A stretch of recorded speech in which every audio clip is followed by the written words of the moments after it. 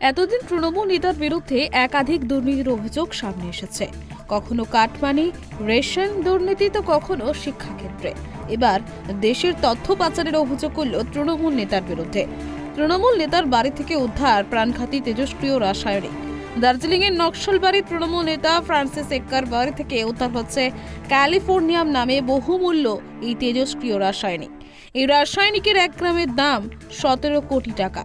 পরমাণু চুল্লির মতো গুরুত্বপূর্ণ ক্ষেত্রে এই ব্যবহার করা হয় রাসায়নিক। তৃণমূল নেতার বাড়িতে কিভাবে সেটা এলো তা নিয়ে উঠছে প্রশ্ন।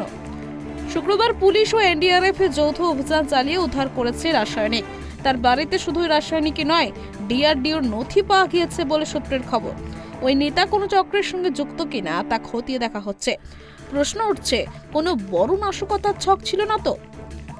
সূত্রের খবর, নেপালে তার যাতায়াত ছিল। সম্প্রতি তার চালচলন, পোশাকে নাকি বড় পরিবর্তন হয়েছিল, যা চোখে পড়েছিল প্রতিবেশীদেরও।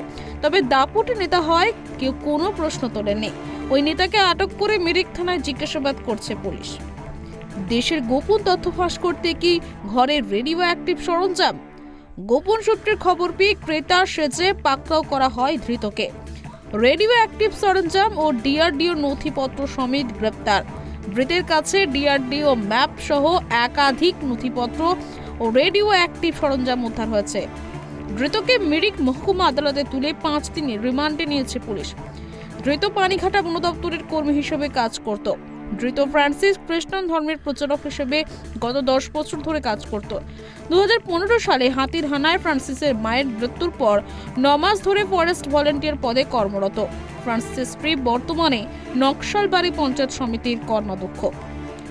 শিলিগুড়ি থেকে ঋষি চ্যাটার্জির রিপোর্ট, প্রাইম টিভি বাংলা।